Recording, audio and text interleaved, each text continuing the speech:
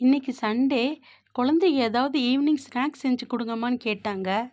உடனே வீட்டில் உளுந்த வடை செஞ்சு அதவே அப்படியே தயிர் வடையாக மாற்றிடலாம் அப்படின்னு சொல்லி தயிர் எடுத்து நல்லா மோர் மாதிரி க்ரீமியாக கலக்கி வச்சுக்கிருக்கேன். கலக்கின இந்த தயிர் எடுத்து இந்த வடையெல்லாம் முங்குற அளவுக்கு சேர்த்துருங்க.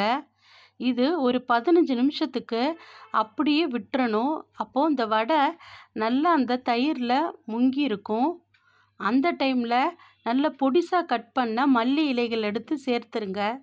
கூடவே எக்ஸ்ட்ரா டேஸ்ட்டுக்கு பூந்தியோ மிச்சரோ போட்டுக்கலாம். இதையும் ஒரு 5 நிமிஷம் கழிஞ்சு சாப்பிட குழந்தைகளுக்கு கொடுத்தீங்கன்னா ரொம்ப ரசித்து சாப்பிடுவாங்க. அதோட டேஸ்ட்டும் ரொம்பவே நல்லா இருக்கும். அதோட உளுந்த வடை ரொம்பவே நல்லது. நீங்களும் செஞ்சு பாருங்கள். எப்படி இருந்துச்சுன்னு கமெண்ட்டில் சொல்லுங்கள். பிடிச்சிருந்தா லைக் பண்ணுங்கள்.